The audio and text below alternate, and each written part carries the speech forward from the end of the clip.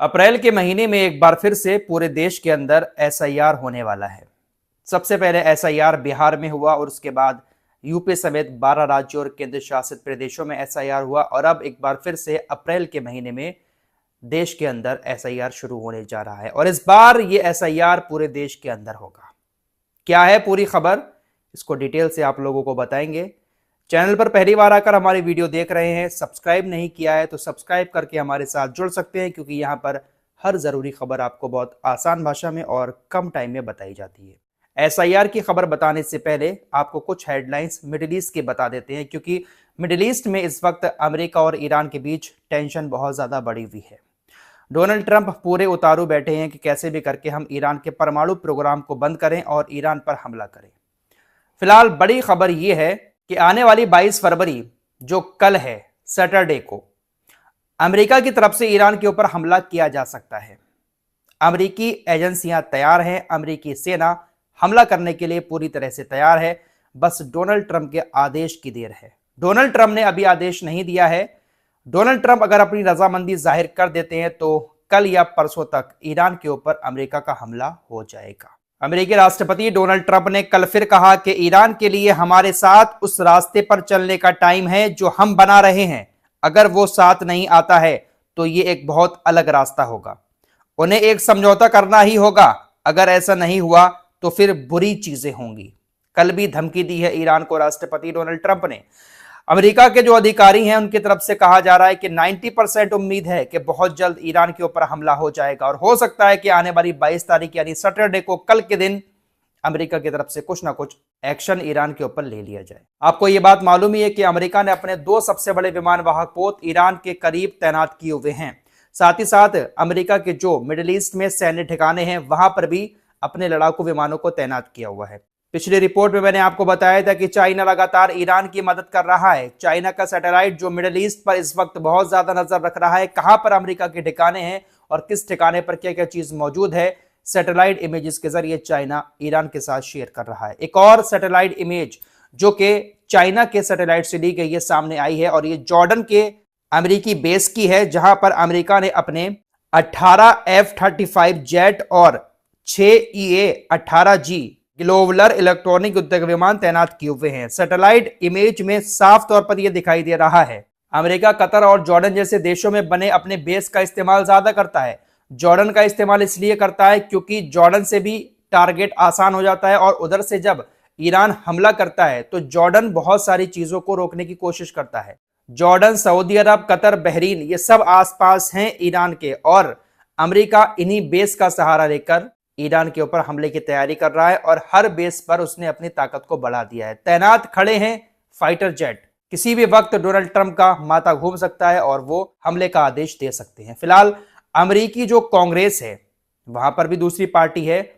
बिना उसकी मर्जी के अमेरिका के राष्ट्रपति डोनाल्ड ट्रंप हमला नहीं कर सकते, लेकिन डोनाल्ड ट्रंप कांग्रेस की इजाजत के बिना ही हमला करने पर उतारू हैं।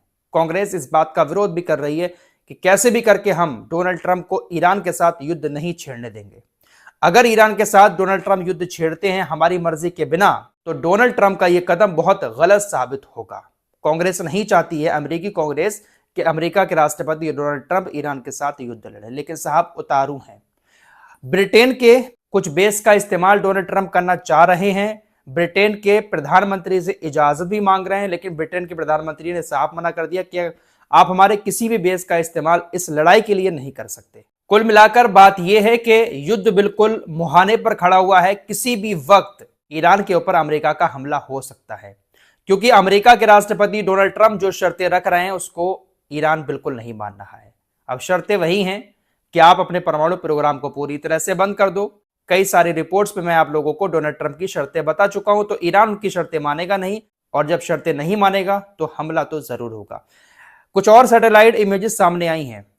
ईरान के जो मुख्य परमाणु ठिकाने हैं उनको ईरान ने कंक्रीट और मिट्टी से ढक दिया है। ईरान के ज्यादातर परमाणु ठिकाने जो है वो अंडरग्राउंड हैं, लेकिन उन अंडरग्राउंड ठिकानों के ऊपर भी एक मोटी लेयर कंक्रीट और मिट्टी की ईरान ने बिछा दी है, ताकि अमेरिका का जो खतरनाक बंकर बस्टर बम है वो भी परमाणु जो ठिकाना है उस तक ना पहुंच पाए।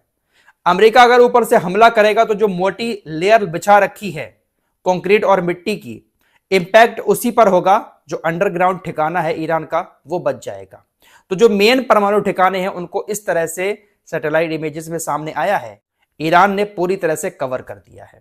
अमेरिका इजराइल बमबारी तो करेंगे, लेकिन जो परमाणु ठिकाने हैं उस पर इंपैक्ट शायद ज्यादा नहीं हो पाएगा। इससे पहले भी जो बंकर बस्टर बम गिराए गए थे परमाणु ठिकानों पर, वहां पर भी उस हमले में भी ईरान के परमाणु प्रोग्राम को ज्यादा नुकसान नहीं हुआ था, क्योंकि ईरान ने अपने ठिकाने पहाड़ी इलाकों में बनाए हुए हैं और काफी नीचे हैं, और ऊपर एक मोटी लेयर बिछा रखी है कंक्रीट की, क्योंकि ईरान को मालूम है कि इतना आसान नहीं है परमाणु बनाना। अमेरिका इजराइल इतनी आसानी से परमाणु हथियार हासिल नहीं करने देंगे, इसलिए ईरान पूरी तैयारी करके बैठा हुआ है। फिलहाल देखते हैं कि 22 तारीख यानी कल के दिन क्या होता है। अमेरिका के हमले की चर्चा के बीच रशिया के विदेश मंत्री ने भी यह बात कही है कि अमेरिका ये जो कर रहा है या करना चाह रहा है ये पूरी तरह से गलत है। अमेरिका को ऐसा नहीं करना चाहिए। अगर अमेरिका ऐसा करेगा तो क्षेत्र में बहुत ज्यादा तनाव पैदा हो जाएगा। अमेरिका के हमले के गंभीर और खतरनाक परिणाम होंगे, ऐसा कहना है रशिया का।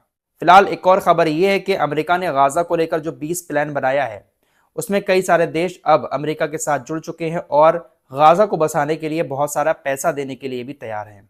कजाकिस्तान, अजरबैजान, संयुक्त अरब अमीरात, मोरक्को, बहरीन, कतर, सऊदी अरब, उज्बेकिस्तान, कुवैत समेत तकरीबन 9 देशों ने गाजा के लिए $7 अरब के राहत पैकेज का वादा करने पर सहमति जताई है। डोनाल्ड ट्रंप गाजा को फिर से बसाने की बात तो कर रहे हैं। गाजा को ऐसा बनाना चाहते हैं कि वहां पर नौकरियां आए, लोग घूमने आए, एक टूरिस्ट प्लेस बने गाजा, लेकिन अपना पैसा नहीं लगाएंगे। जो इनके गुलाम देश हैं उन्हीं को बहला फुसलाकर इस पीस प्लान में शामिल करके गाजा को बसा रहे हैं। और गाजा जब बसेगा तो जाहिर सी बात है गाजा किसका होगा, अब अच्छे से जानते हैं।